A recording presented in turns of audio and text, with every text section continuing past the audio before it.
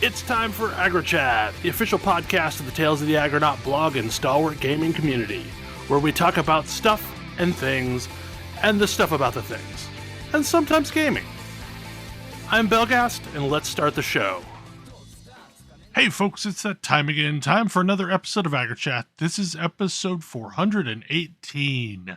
Tonight I'm joined by Ammo. Activating podcast mode. Ashgar. Tip me over. Grace. Short and stout. Kodra.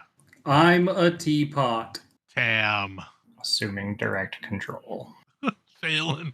My second favorite RFC of all time. It's behind only standard for the transmission of IP datagrams on Avia. I just like that. Apparently, the RFC specifies if you're a combination coffee teapot, but you're out of coffee, you should return a 503. But this is also especially fun because now we do have IoT teapots. The Internet of Things is a thing. I really want to know, does an internet-connected teapot return the appropriate 418? I would hope so. That really has to happen. The question is, what is the HTTP message that's like the RFC where you're asking for specifically coffee? Because that's where it's like you need a REST API where you're like, I want some coffee, and then it needs to be like, I am a teapot. Yeah, it's RFC 2324, Hypertext Coffee Control Protocol. It's incredibly useful. Anyway. I don't know if you realize this, listeners, but like computer folks are silly. Incredibly silly. We are. Especially around April Fools. I have to admit, like, part of the reason why I suggested we record this in two parts was just so that we could do the teapot. Oh, yeah. Like, that's the most important thing. Now, granted, this is maybe one of the best decisions we've ever made. Yeah. Yep. Like, accidentally brilliant decision. Like, this is so much better than what we normally do. But yeah, so we have some more games. Like, this is the second part of our Games of the Year show. We had a lot to talk about in the first part. Got a lot to talk about now. Fire Emblem Warriors 3 Hopes. This was one of my runner-ups. It is a Fire Emblem game, but it is also a hybrid of a Muso / Dynasty Warriors style game. This one is based on the cast of Fire Emblem Three Houses, but it is kind of a what if sort of game where there's a different story, same characters, but with the addition of a new character, and it actually kind of puts the original player character Byleth in a maybe antagonistic role at first. But the main point is it's a game where it puts you on a map and you have objectives and missions. You get to beat up lots of dudes and do crazy combos and use your favorite Fire Emblem Three Houses characters. And it really scratched a Dynasty Warriors itch that I had earlier this year. Yeah, I didn't play very much of this. I did take a look at it. When they did the first Fire Warriors, it was kind of cool. There was all these Zelda characters, and then they did Fire Emblem Warriors, and that was kind of cool. And there were all these Fire Emblem characters. And then they did Age of Calamity. And Age of Calamity is a what if on a prequel to Breath of the Wild. And Age of Calamity is really cool. And this is that take in the Fire Emblem context. Yeah. Sort of a what if, except not instead of before, it's concurrent. It's the alternate history of Three Houses. Yep. Complete with a shorter time skip, but it basically starts at the same time as the original game, just different set of events leading to this game just splitting off into its own timeline. But it still does some very Fire Emblem-y things, like you still get to have support conversations and build up relationships with your characters, and just have some kind of like side things like training, and you can have conversations and expeditions with your Fire Emblem friends. But yeah. So it was definitely a lot of fun. I enjoyed it. I haven't finished all of the routes in it because again it has 3 different routes. But what I played, I highly enjoyed. It was very fun. It's the co-op isn't actually too bad. I mean, it really, if it's a couch co-op is split screen, so you lose a little bit of stuff on the screens. Like the amounts of enemies is considerably less that you can see in your viewpoint, but it functioned very well, and it was a lot of fun. Cool. Peglin. This one was one of my runners-up, and I think the only reason it wasn't a main selection, other than some of the competition, is that it's not actually fully complete and released yet. It's still early access, but I have put a ton of hours into this game for such a little, relatively simple thing. It is incredibly endearing. It is just engaging enough that I can play it quasi-mindlessly, but still want to pay attention to what I'm doing. And yeah, like the update that they put in that added the store and coins and things, I think transformed it from this is a pretty fun little game that I poke around at once in a while to I compulsively play this game a lot. And I absolutely cannot wait to see when they start adding classes to it, how some of that works, because it's just candy. It's just the right amount of keeps me paying attention and making some interesting choices and mindlessly watching little balls pachinko their way down a screen and attack some enemies. Oh, it's so much fun. It's so satisfying. And this is very early access, right? Like they've still got a long way to go here. Yeah, I mean, my impression is they definitely still have a significant amount of stuff to add. I don't know whether it's a long way to go or not. I haven't looked closely to see sort of their plans of how much more they're going to add, but I think just adding classes to it is a pretty significant change. And that's definitely still pending. To be clear, what's there right now, though, is very fun. Yes. Yeah, it's really still fun. Very engaging in a bunch of roguelike ways. Yes.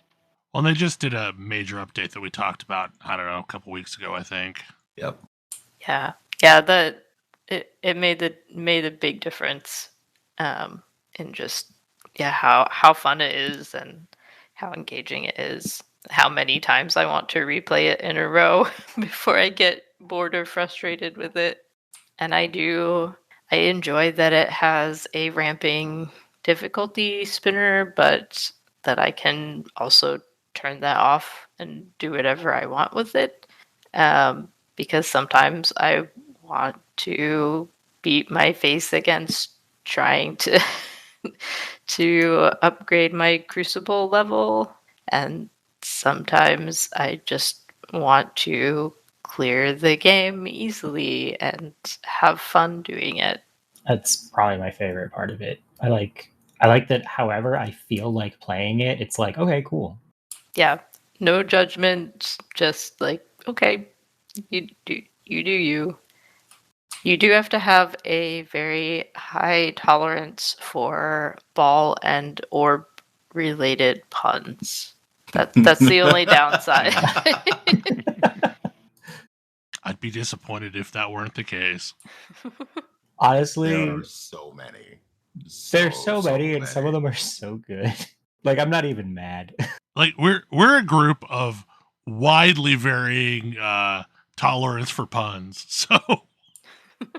Yeah, I'm usually not very pun tolerant, but for this game, I definitely make an exception. Next up, Step Maniacs. Step Maniacs, a game definitely stylized to take advantage of the pre-existing game of Step Mania.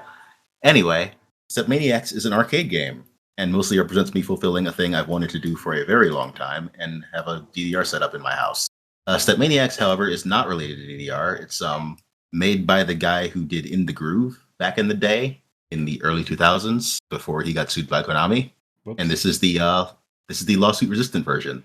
It's got an extra panel in the middle. Cough, cough. I mean, the thing that actually makes it lossy resistant is that there are no arrows at the top of the screen for the arrows to slide up and hit, because that's what the patent is. But this is in a lot of local arcades here now, and it's been cool to just sort of see and experience.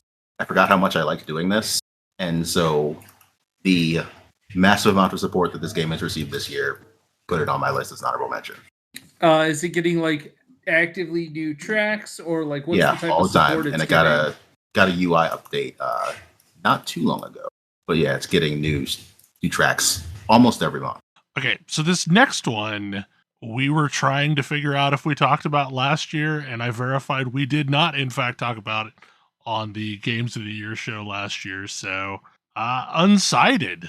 Yeah, Unsighted is a very cool, like, top-down, dash-around, fight things game with a compelling story where you are a robot in a world after there's been a robot-human war, and the humans did some terrible stuff to the robots. And you're, like, basically everyone has a clock as far as how long they can survive before they lose their ability to sustain free will.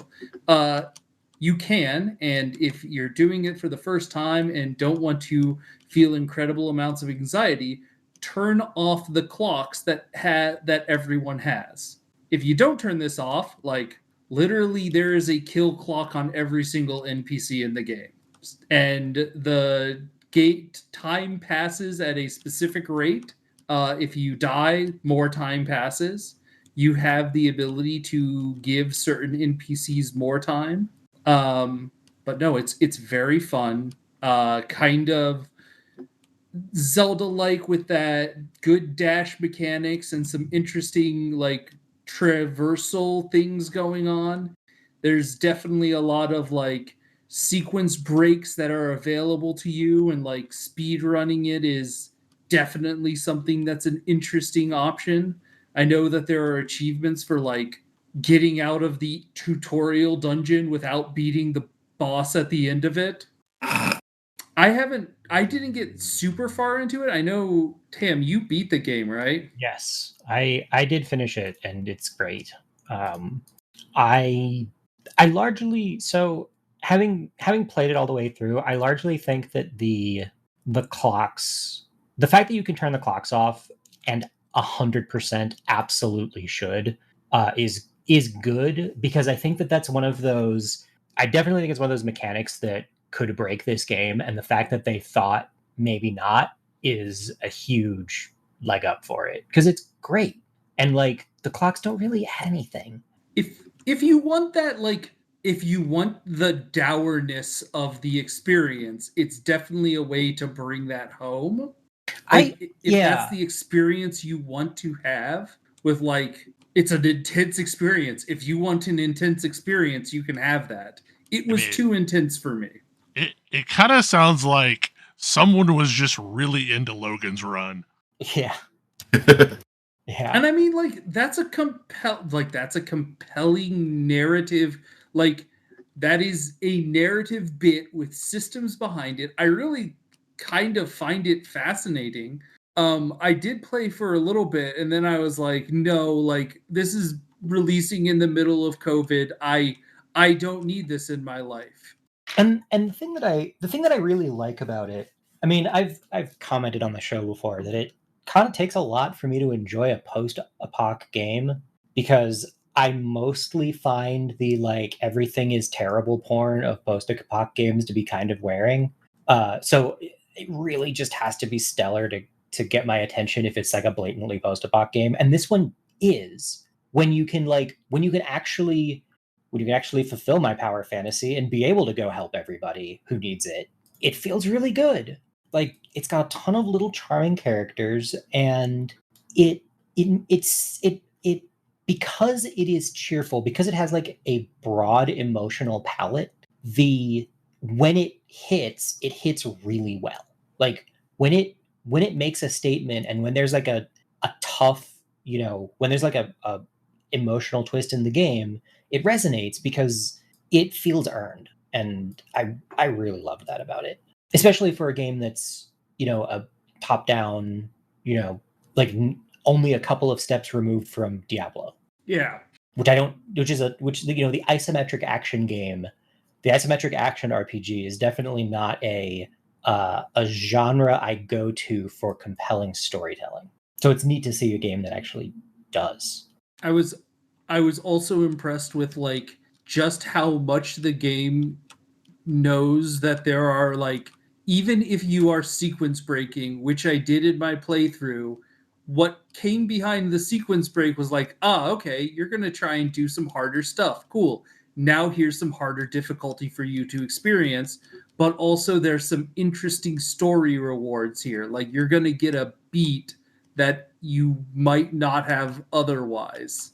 Yeah, there's a bunch of different ways you can play through it, and if it teaches you, like if you figure out mechanics before the game explicitly teaches them to you, it's like, all right, you know what you're doing, enjoy. And I thought that was really cool, with especially some of the movement stuff, where it's not like, it's not so much like, you needed to understand, or you needed to get like the special jump boots. It's like, do you know how to do this particular kind of wall jump? If you do, you can get to some places earlier than you're supposed to. Next is Mindcrack. All right, so Mindcrack is my Celeste mod of the year, released by Corey D _, and it's a series of several different, like Mindcrack yellow, blue, and red and green, where the author of the hack has taken some custom mechanics, incorporated them into the map. So in one you have like Mario style mechanics like clear pipes and helicopter blocks. One you have portal style portals with the conserved momentum. In one you have sort of special blocks that let you teleport through solid objects. And in the last one you have a bunch of like interesting crystals that force movement. All of these caused me to sit and think about like the way I was approaching maps in Celeste in a new, interesting way. For the A sides, I would say they're all in like the high, intermediate, low, advanced. So if you're interested in getting started with some of this is a good ramp up from post Celeste gameplay. And Mindcrack Blue in particular, getting to like Celeste with portals was incredibly fun and led to some really cool screens with Madeline just like flying all sorts of different ways. Okay, this next game, Vampire Survivors, is far better than it deserves to be. It's like what, a $4 game? I don't know. It was dirt cheap when it came like out. a $3 DLC now. Yeah, there is actually a DLC now, so you can actually give the developer some more money. Finally, just keeps putting stuff in the game. Like I paid for this game. I don't know how long ago. Sorry, the DLC is only $2. And felt like I got way more than I paid for, and then he just kept putting more stuff in for free. Also, this game is doing the Slay the Spire thing, and a genre is launching around this game. Oh, yes. Yeah, no, like there's tons of games that are straight up clones of Vampire Survivors. I've had so many, like, honestly, bad looking. I mean, yes, that's fair. They're not all good. Yeah, obvious clones of Vampire Survivors, like, advertised to me on my phone in the past few months. It is absurd. Like you are describing to me my reaction to Deltarune continuing to release for free. And it's just one of those games that like is mechanically fun, but is also great for short doses because like it can kind of become monotonous after a while. But like a session will go for 30 minutes unless you are like actively trying to do the thing you're not supposed to be able to do, and even then maybe you'll get another minute out of it. I mean, a victorious session will go 30 minutes. Yes. Sometimes your sessions will be shorter than that. Mostly they won't last that long. But yeah, at 30 minutes, the okay, your game is over mechanic comes online. But yeah, this is a game where you're a little dude in the center of the screen, and you have some sort of attack that fires automatically, and you walk around, and enemies come to try and kill you, and your attack kills them, and they drop little gems, and you pick them up, and you level up. And as you level up, you can pick up new weapons that you get in addition to your existing weapon. Like passive abilities, and then certain combinations of weapons and passive abilities let you ultimately eventually evolve the weapon into something just silly, and it's all Castlevania flavored, and it's fantastic. Yeah, I mean, and the thing is like it doesn't need to be Castlevania flavored, but also it gave instant pattern recognition for the attacks because Yes. you knew exactly what they were gonna do when you saw the icon. Like the initial set of weapons were all like it was the whip and then the standard secondary weapons from Castlevania. It's like holy water and boomerang and garlic and things like that. The book, the axe, the dagger, the axe, and they do exactly what you would expect them to do. Granted, also, even if you haven't played Castlevania, there aren't that many when you start, so it's not that hard to learn what they do. Yeah, and also, it didn't take very long to start moving away from this metaphor at all. Oh yes, you unlock more characters and weapons as you go along in the game, and also the game is full of just far too many Italian puns.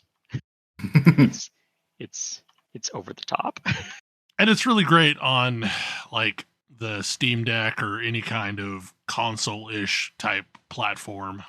Yeah, because again, like you are moving your character around. Like that's it. You don't have to push a button to attack.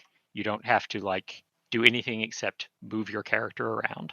And occasionally select upgrades. Yeah, pick a thing off a menu. Yeah, I mean it's the best $3 I spent this year. The game is up to $5 now that it's officially released. I mean, this feels kind of like I felt about Minecraft when it first came out, because I think I paid $5 for Minecraft. To be clear, this game is worth a lot more than $5. But $5 is what they're charging for it currently. Yeah. But anyway, a lot of games have launched this year in similar vein. 30 minutes till dawn. 20 minutes till dawn. What's the name of that game? It's 20 minutes till dawn. It's a slightly more active version. I think a game that's releasing soon called Soulstone Survivors is a slightly more active version, which kind of makes me wonder, like, this one seems to be just working with just movement. Mm-hmm. I mean, that's part of what makes it great is you only have one real decision to make. Where am I going? Yeah, like and kind of the speed at which you're moving, sort of. Stray.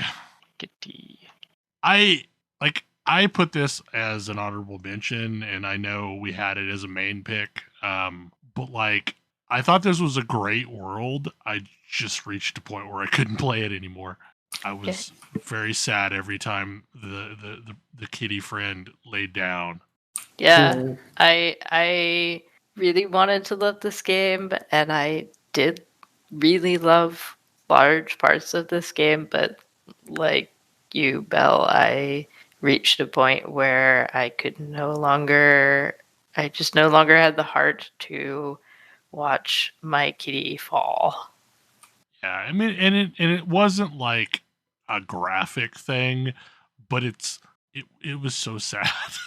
Yeah, every time it happened.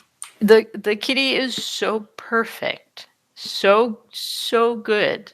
Like if it had been a worse representation of a kitty, it would have been easier to deal with that.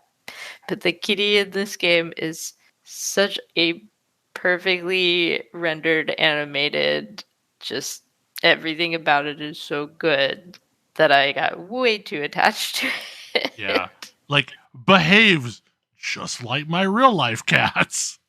Yep. I did beat this game. It was fantastic.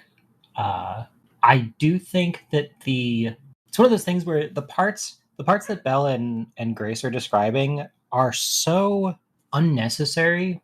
I think like the game didn't really need that. And I don't know It was just like, it felt like a shoehorned in action sequence. Yeah, it did. Like, and once I realized, like, I saw the sad cat animation like twice, but having realized how to beat every single one of those sections, because it's the same strategy for every single one of them, I was like, all right, I guess. Because if you just never stop moving as fast as you can, you never die. Like, the only you can die if you get turned around and walk into a big group of things, but like for the most part, as long as you move at top speed all the time, you're fine. You are invincible. And that more or less got me through what I was doing. Sometimes I would just be like, where do I go next? Let's run around in big circles at high speed until I figure out where I need to go next. But otherwise, that kept me from being disheartened by the very adorable cat. I don't even like cats that much, and it was an adorable cat. But the world I is loved the great. storytelling that was happening with the robot friends. Like, I thought that was really cool. I figure at some point I will sit down and finish it because it got pretty far. Like, I think I'm not too far from the end.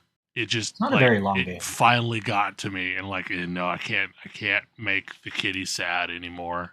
I will say it is the game has a fantastic joke at a fantastic cat joke that is the very end of it, and it neither overstays its welcome. It manages to not overstay its welcome while also sticking the landing, which is hard for a game like this. So this next one, is probably not a shock to anyone that's been listening to the podcast recently, because I have talked about this game a lot, like an excessive amount. But New World Brimstone Sands update is basically an expansion. It adds a massive new area to the game, but that's not necessarily the reason why I put it as one of my Game of the Year picks.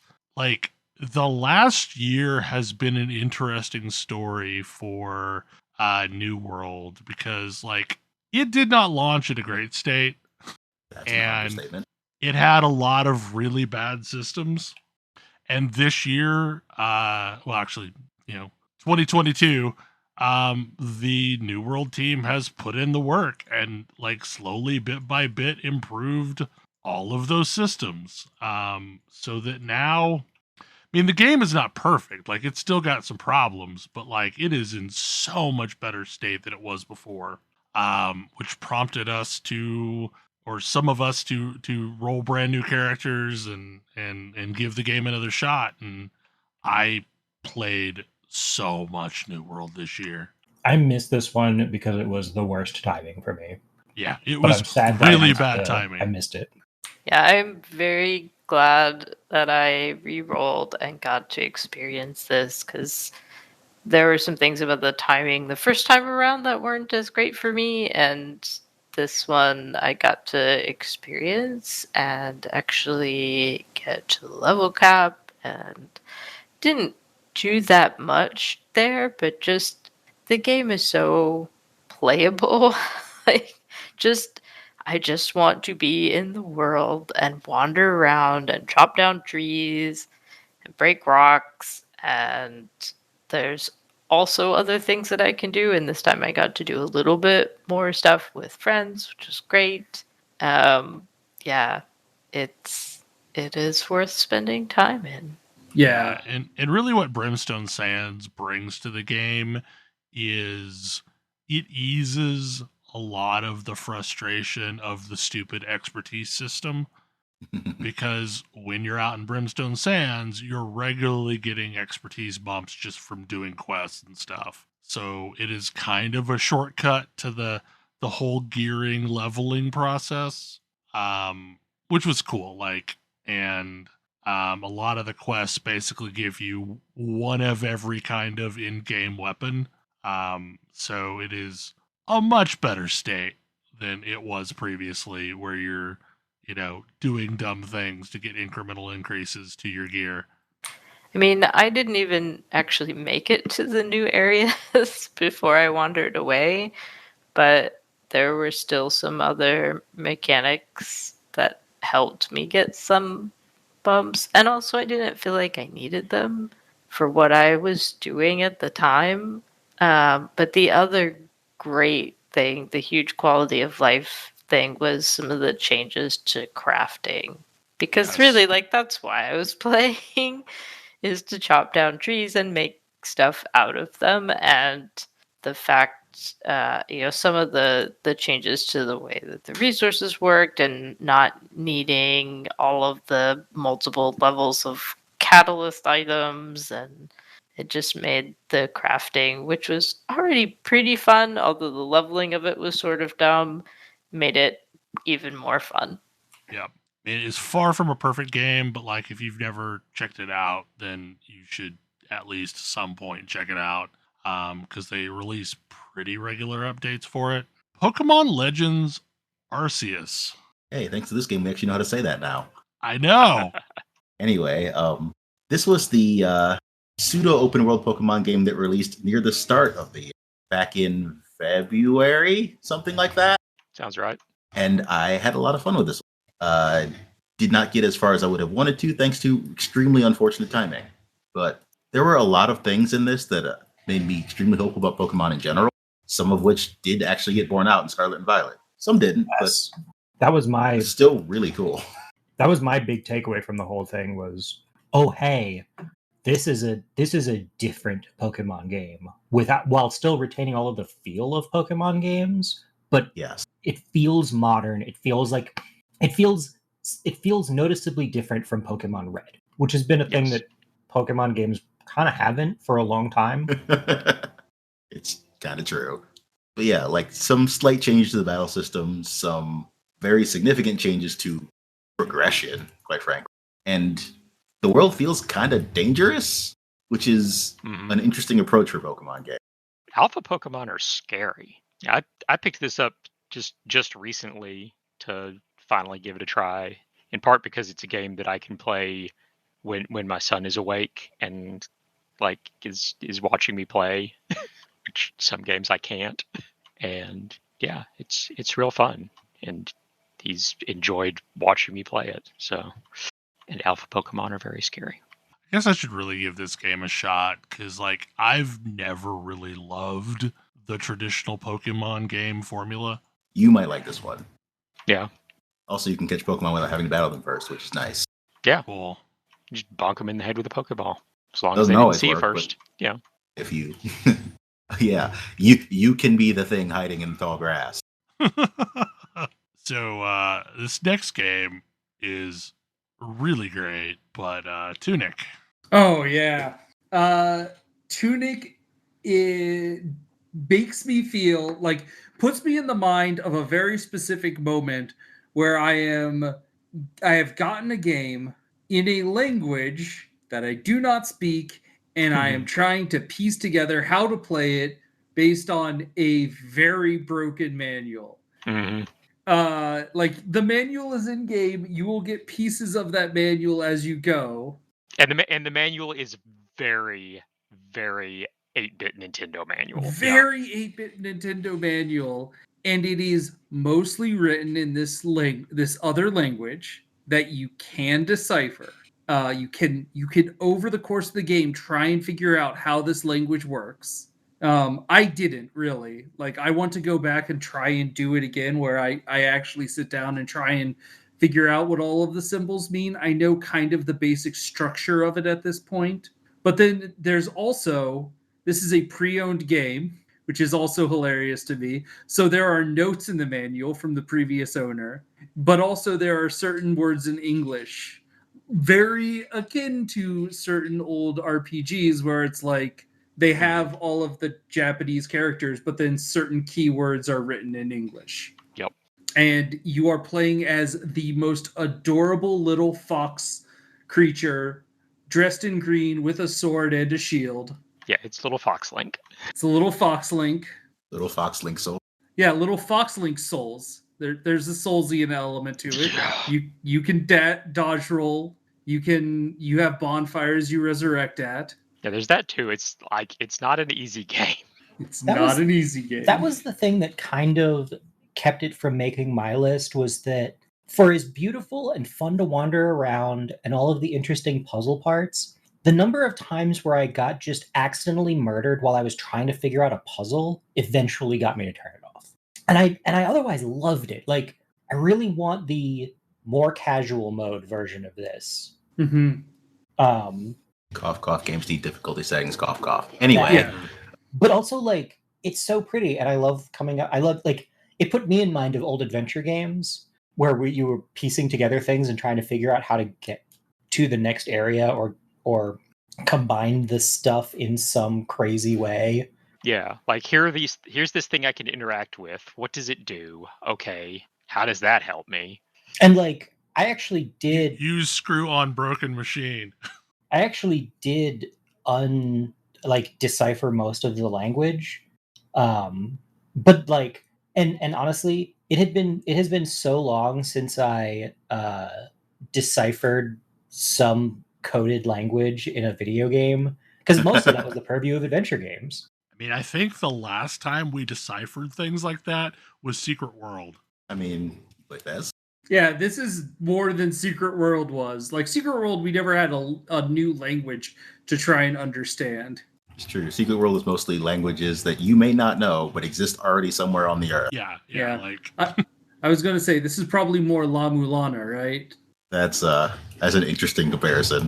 La Mulana is weird enough that I haven't honestly gotten into it very much. This game also has just it's got some interesting moments where you discover, like, there are mysteries that you've been kind of trying to figure out throughout the entire game, and then suddenly you just do it, like, to not spoil too much. Suddenly you do a specific type of input and you're like, oh, I could have always done this. Like, here is the manual page very early on that's like, this is like, how do you learn how to dodge roll? You don't pick up an item, you pick up the manual page that tells you how you dodge roll. And then if you go back and reload like a brand new game, you find out, yeah, you could have always done that. It's an interesting that and Unsighted, and there's a few other games. It's really interesting seeing some of these better games. Some of the things that they're doing is making themselves more replayable by being like, oh yeah, you could do that. You could just do that thing before you necessarily were taught. Because then you can just, like, you can go back to a game. It's like loading up Mega Man X before you have the dash, and you're like, oh god, I can't play until I have the dash. Mhm. Or whatever. And like, oh no, you can just do it now. You can how is this game different if you know everything you're doing right off the bat? Ooblets. Ooblets. This was one of my actual Game of the Year selections. I adore this game. It has kind of everything I want in a game. I have fashion. I have adorable animal-ish friends.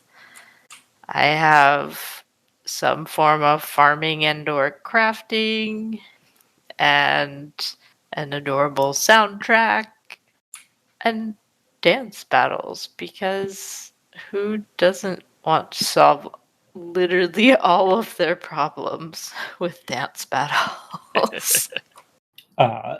This game made my runners up list despite me not having played it, because it is so joyful and so just silly fun that it got my wife through the third and fourth trimesters of pregnancy. It's so charming.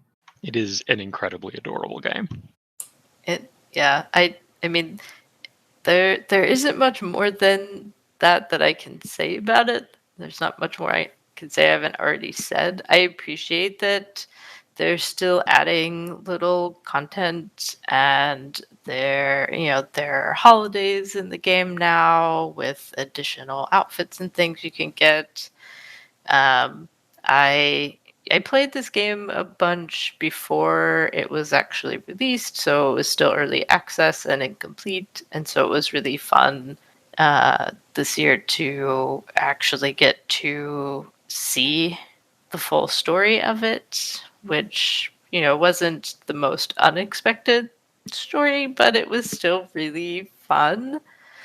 And didn't pull any punches in what it was trying to say either, which is nice. But yeah, I wholeheartedly recommend this game if you like adorable things and fun and watching tiny creatures dance. That's so good. Also, if you like silly uses of language, Mm-hmm. we've definitely at home started describing things as a giant toot. Xenoblade Chronicles 3. God, I need to finish this game. Same. Yes, you do. There's a lot to enjoy in this game. I am definitely a Xenoblade fan, and this game was what I was hoping for in a Xenoblade game. It's definitely improved a lot of things from the first two. It's got a ridiculously wonderful cast of characters. The story is definitely big and Xenoblade-y, and they have a lot of fun with some twists and exciting bits. The music is incredible. It can be quite long, and you don't want to skip the side content because that is how you meet your heroes, and some of them are very wonderful and add a lot to the story of the world in general. They do some neat things with kind of blending the Xenoblade 1 and 2 worlds into this new world of Ionios.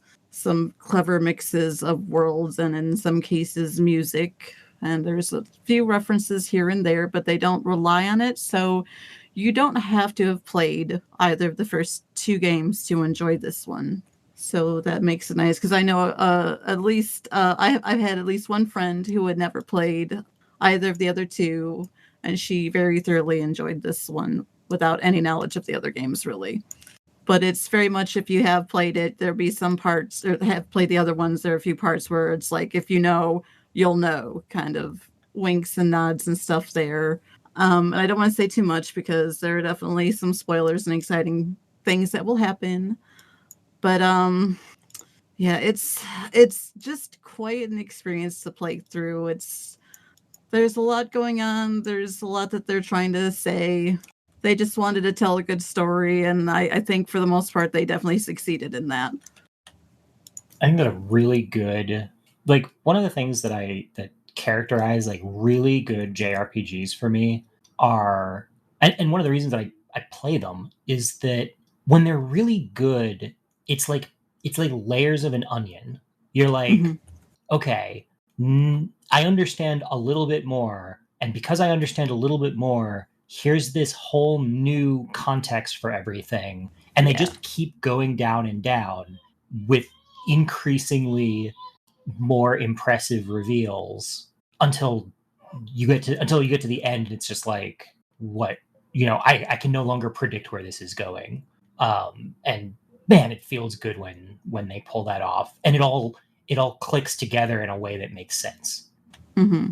I'm still kind of undecided if the actual ending of the game I enjoyed very much, but like the last chapter going into the ending, I'm not sure it's quite as well done as like Xenoblade 2 did it, but the ending still still gets me when I stop and think about it, just because you spend so much time with these characters, and I came to love them very much, and just there's so much that happens during the course of the game. Everything happens so much in this game.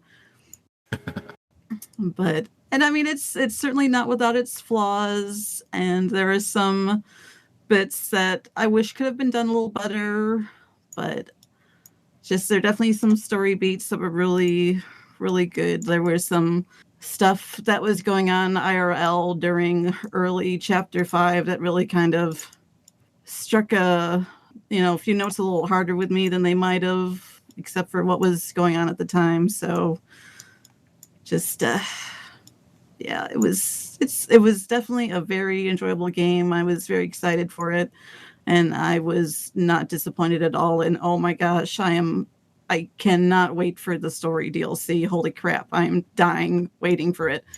Yeah, I feel like the fact that this was a runner-up for me is pure failure on my part not to actually finish it. I played this game. I played this game primarily between the hours of 2 a.m. and 5 a.m. for reasons. Yeah, that was kind of awkward timing for you too. But it was really good. This game released on the same day as Digimon Survive, which did make my list, and that might be related. But it took me until last year to finally finish Xenoblade 2, so I'll get to it eventually. I mean, there's no shame in that. I'm still playing Ghost of Tsushima.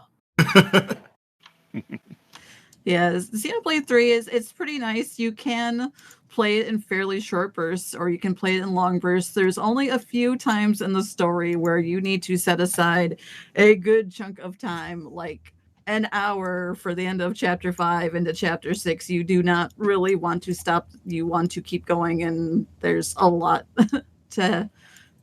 going on there, and you want to have a good chunk of time for all of that. But for the most part, it's like, just go in, do a couple things, maybe work on a few side quests or hero quests, or run around and find stuff, maybe work on improving your gems. Yeah. I also just really like job systems. Oh. Yeah, this yeah, there is that. Job systems are fun. They are. Yeah. And I do appreciate that they almost kind of make fun of the whole job system thing in the game itself in a way, and it's kind of amusing. There's cute little things like that they sneak into the game. So it's like, as heavy as it is at times, it doesn't always take itself super seriously, which I always enjoy in a game like this. Yeah, it actually got some extra points with me for not going as hard as it could. Because even from the start, you can piece enough together pretty quickly to be like, oh wow, this is messed up. Yeah. And the fact that it doesn't really revel in it or go out of its way to belabor the point, I feel like made me want to play it a whole lot more. Because it's like, yes, this thing that's happening is really messed up. And if you put the puzzle pieces together early, which is perfectly doable, it's not like they're hiding things too much. Right. You can be like, wow, that's horrible. But also, because it's neither belaboring the point nor is it glossing over it. It's just focused elsewhere. It's like, yep, this is the world that these people live in, but they're normal people, so they're going to be doing what they see as normal people things. Yep, exactly. And so it isn't like the kind of I don't know, suffering porn that it could be. Right. And that's a huge boon for it. Yes, definitely. They don't drag stuff like that out. It's just like, another Tuesday for them, and the game just goes on as they go about their business and all that. Yeah. But yeah, when you stop and think about it, it's like, man, this world it's pretty awful. Holy cow. Xenoblade 1 kind of had that too. Yeah. 2 it not really so much, did. even though 2 is explicitly a dying world and slightly less like that. It's true. Games that start with Xeno. Yeah, basically. There is that. So now we're kind of getting to the last couple games on the list that had several people picking them as mainline picks. Citizen Sleeper. Oh, yes. Yep. This was one of mine. Yeah, it was one of mine too. But this was one of mine as well. This was my number one game, and it wasn't even close. Like this doesn't normally read as a game that I would be super into, but I have also gotten people to get into this game. I've spread the madness. It's a great game. I've not played the DLC, and at some point when I'm in the mood to start from scratch, I'll play the DLC. I mean, this ties into something Tam was talking about before, about sort of post-apoc or just kind of dystopian games, and I don't generally enjoy those, but this one had such uplifting stories to tell and such good characters that it absolutely was captivating. I mean, for as simple as this game is, and sort of the mechanics, and it just was way more engaging than it had any right to be. The story was wonderful, and it made me feel like I was playing a tabletop RPG almost. Mhm. Well- It gave me that feeling I haven't had in a game, a video game, maybe ever. Well, like, arguably horrible people were still really interesting characters. It's like there's a handful of people that are just not good people in this game, but also are really interesting, and I still wanted to find out more information on them. I mean, not I'm trying to think of more than one Well, okay, that I ultimately, mean, are you thinking of the bounty hunter? I'm thinking of the bounty hunter mostly. yeah, and even he like he has layers. There are facets, but yeah, mostly the characters who like seem like maybe they're bad people end up no. Once you get to know them better, oh yeah, no, Yeah, I mean, they're there's several decent. redemption arcs. Oh yeah, but yeah, I mean this is it's basically a visual novel with a neat dice mechanic affecting like what you are able to do each day and how well you can do things, and it's just a really neat setting with a really cool story, and I I would love to see more in this setting It's the from these first game creators. I've ever played that made me actually care about eating and drinking. And you can have a kitty. You can have a kitty. It is. I don't know if it's accurate to describe that kitty as yours. I mean, No, but it is your friend and it hangs out with you some. It's probably more accurate that you belong to the kitty. I mean, your roommates. yeah. No one actually owns a cat. I'm just saying. Yep. Accurate. I like that the game has thoughts about endings. Like, what is an ending? What does it mean to get to the end of a game or the end of the story, especially in the context of this game? And I also really appreciate it. I mean, this game is incredibly replayable Yes. because of all of the potential endings. But I also love that you sort of have a base class that affects the stats that you start with and some of the initial things you can do. But no matter what your strengths are, you can get to the same place. No matter, just whether you're, no matter which stats you're focusing on, you have a path to get to pretty much any of the endings that you want to. But you'll see slightly different things along the way. And I appreciate that initial choice didn't limit the possibilities in front of me for the rest of the game, especially on that first playthrough where you didn't really know what kind of impact that was going to have. I really, really love that your initial like class choice isn't so much here are the things you can do, and more a way of giving you a way to look at all of the possible things the game gives you the option of doing and picking, because that's what you start good at. So like that becomes the lens with which which helps you make decisions versus that being the only decisions you can competently make. Yeah. I will say, I kind of, it definitely gave me a lot of anxiety at the beginning.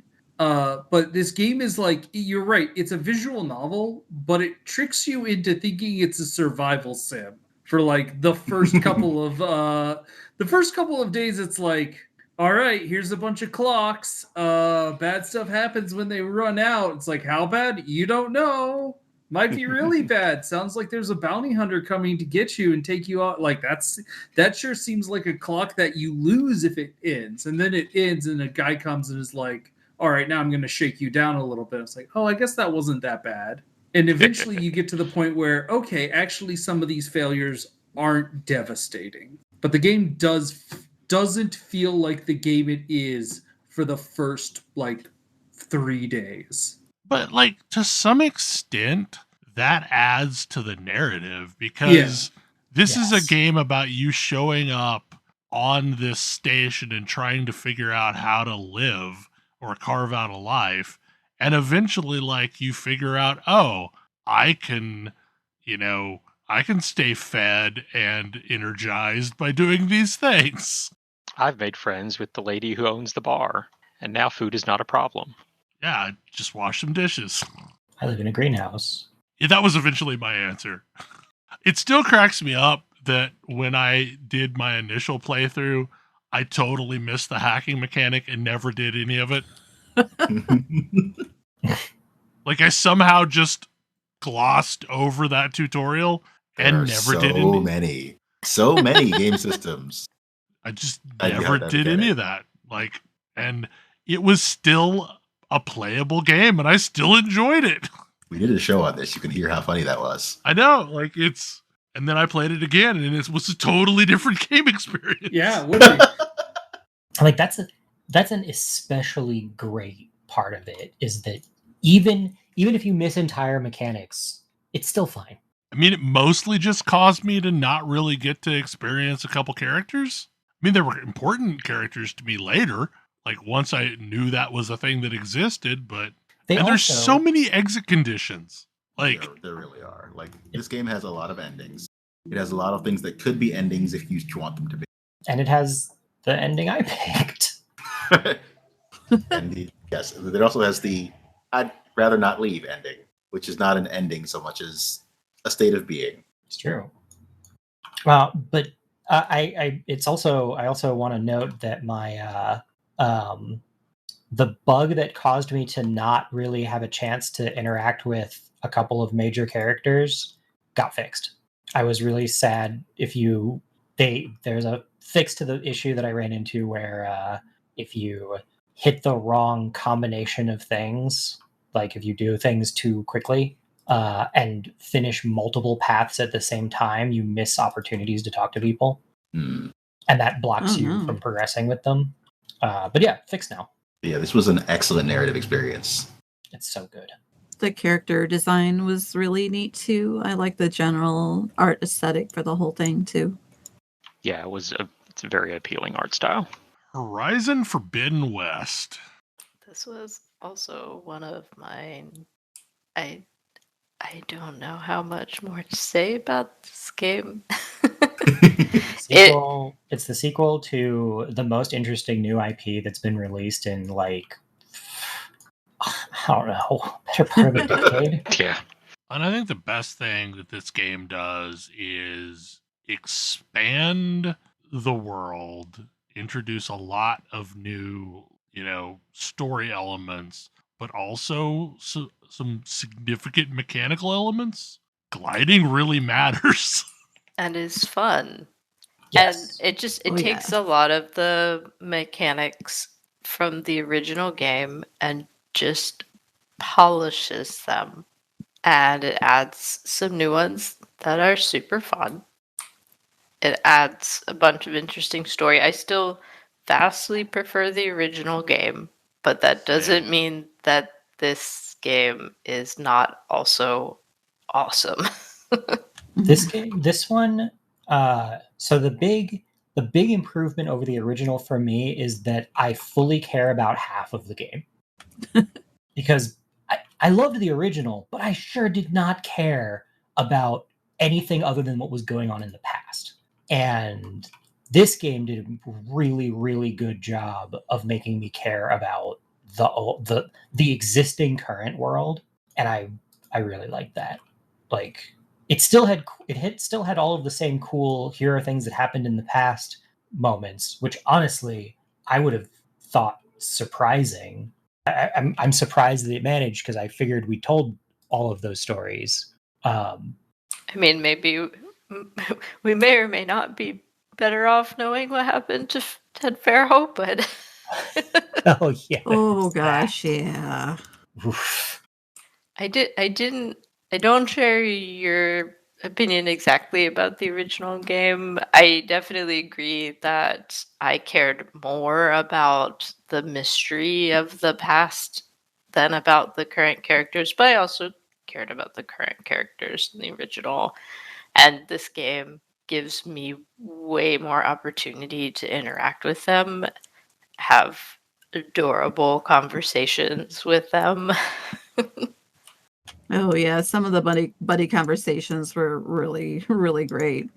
Yeah, the new characters that they add, and especially the way they foil Aloy and each other, fantastic. Yes. I also think that the subplot of, hey, maybe you shouldn't be such a surly loner all the time, was well placed. Because it, for me, it was the thing that made me care about all of those other people. It was like, oh, this is a story beat. Okay, cool. Where are we going with this? And yeah, it was also going back and playing the original again. The mechanical upgrades are significant, but like low key, but like elegant and low key enough that you could play just the new one and be like, oh yeah, it feels like the old one did. But it's like, oh no, it's so much better. I'm really looking forward to this coming out on PC because, for me, playing with a mouse and keyboard was a far superior experience for the first game than playing with a controller. So I'm so looking forward to playing the game on PC when it comes out.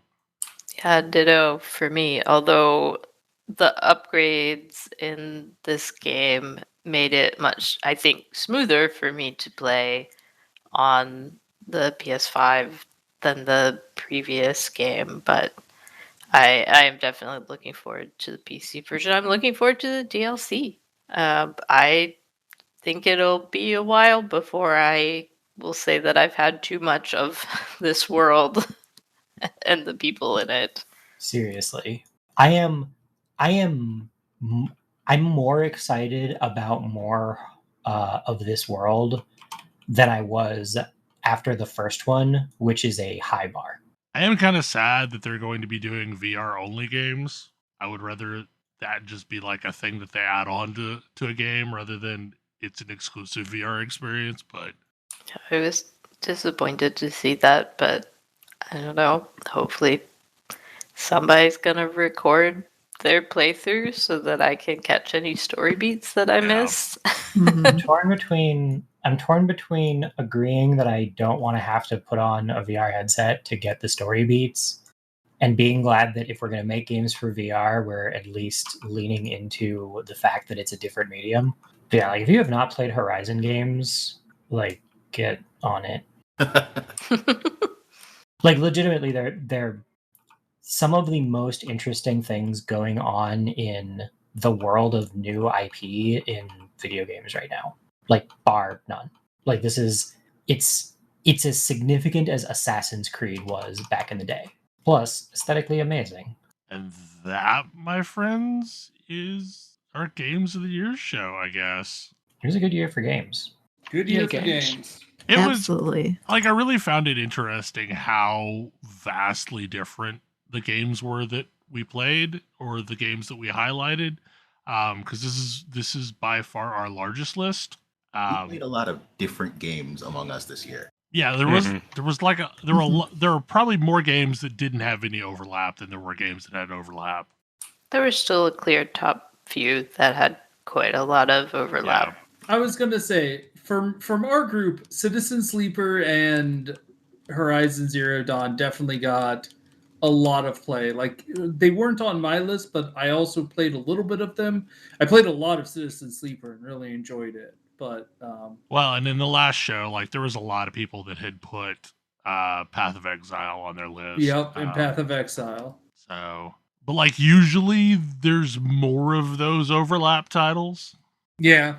So there was a lot more, I don't know, diversity of opinion this year. Variety is great. Yep. Like it's exciting to me that there's so many different kinds of games. I mean, even just looking at our list, like there's so many different genres and so many different kinds of games. Like I don't know what 2023 looks like for game releases because I haven't looked, but I just love this era we're in where, you know, we get 7 people together and talk about what our favorite games of the year is, and we end up with, what is this, 20? More than that. Almost 30? 26 different games. Yeah, like, that's super From cool. telling 7 people to pick their 3 favorite games and some honorable mentions. Yeah. Like the honorable mentions always go, you know, kind of out of control. Whatever. That's why we whatever. stopped asking for 5 games. I know. Yeah. But I really like this format. Like I think this is kind of how we're going to have to do it going forward. Because Yep.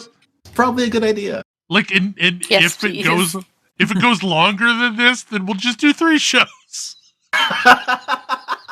There's some, you know, incredibly terrible year where there's no games that anybody likes. I guess we'll do one show. Do one show, yeah. That'll be a downer year. I did look back at this. We used to do these at the end of January. Yeah. So specifically, we did this to cover the gap of several of us being out at PAX South, or more specifically, me being out at PAX South. Or back south. Yeah, it's kind of like, it's super sad because it was a really great show. Like, it was very For a enjoyable. little while. Yeah, like it felt like you had a lot of access to just hang out and chit chat with folks wanting to show off whatever they were excited in. Yeah, that's the thing I love about the indie games at PAX. Yep. Like I remember the first PAX South, just the sheer amount of time that the folks in the Mages of Mistralia booth just hung out and talked with us about like all the weird edge cases of their design. Yeah. Any final thoughts? Looking forward to hopefully next year having Silksong on this list. I said Maybe. hopefully, because maybe it'll actually release. I gotta admit, like, I haven't really paid. So what's going to too come out close- first, Silksong or Earthblade? Earthblade, but by 2 weeks. I haven't really been paying a ton of attention to games that are confirmed to be releasing in 2023. Yeah, me either. One of the only ones I knew about came out this past week, and it's One Piece Odyssey. Fire Emblem Engage comes out next week. I'm excited about, like, the one game I know is coming out this year that I'm excited about is Forspoken, and I'm so mad about that name. It's a horrible name. The name is terrible, Yeah. They But came it as looks- a demo. but it looks cool. Square, the company that still produces. Well, hopefully you all enjoyed this show. We sure And I'm sure we will continue the tradition of doing one of these next year. Back to talking about gaming news next week, Yep. probably. Oh, Because, of course, something couldn't not happen while we were off doing this. Yeah. Yep. I'm sure it Anyway. won't get even more interesting between now and then. I don't want to talk about it. No, it's But that's for Anyway. next time. good night. Good night. Good night. Good night. night. Good night. See ya.